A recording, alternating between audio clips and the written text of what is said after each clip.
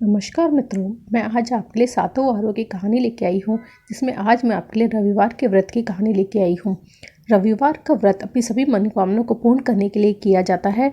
इस दिन स्नान आदि से निवृत्त होकर भगवान सूर्य नारायण की पूजा की जाती है, उनको अर्घ्य दिया जाता है और दिन में एक समय ही भोजन किया जाता है और जहाँ तक हो सके बिना नमक का खाना खाया जाता है। और अगर हम किसी कारणवश एक दिन सूर्य के अस्त होने से पहले खाना ना खा सकें तो दूसरे दिन सूर्य उगने पर उसको अर्घ देके ही व्रत का पारण किया जाता है।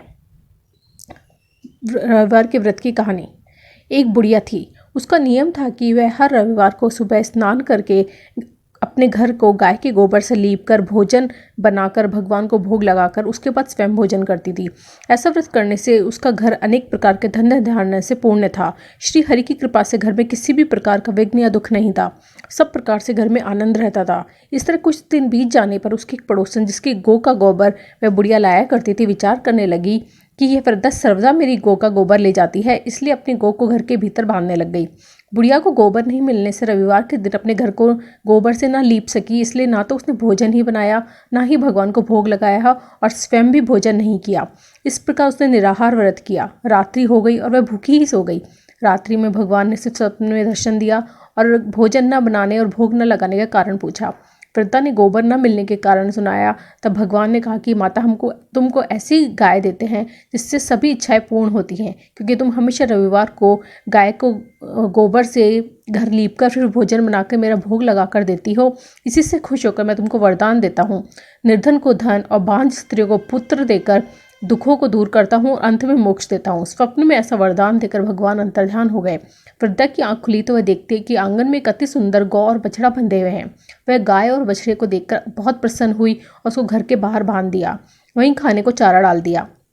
जब उसकी पड़ोसन बुढ़िया ने घर के बाहर एक सुंदर गौ और उसके बछड़े को देखा तो उसे बहुत द्वेष हुआ और उसके हृदय द्वेष के कारण जल उठा।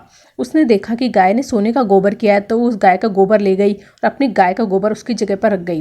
वह रोज ऐसा ही करती रही और सीधी सादी बुढ़िया को इसकी खबर भी नहीं हुई। तब सर्वव्यापी ईश्वर ने सोचा कि चालाक पड़ोसन के कर्मों से बुढ़िया माई ठगी जा रही है, तो ईश्वर ने संध्या के समय अपनी माया से बड़े जोर की आंधी चला दी।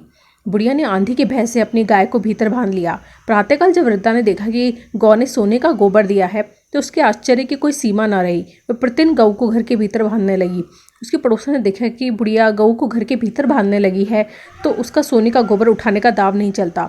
वह ईर्ष्या और ढाह से जल उठी और कुछ उपाय न देखकर पड़ोसन ने उस देश के राजा की सभा में जाकर कहा, महाराज, मेरे पड़ोस में एक वृद्धा के पास ऐसी गाय है जो आप जैसे राजाओं के ही लायक है।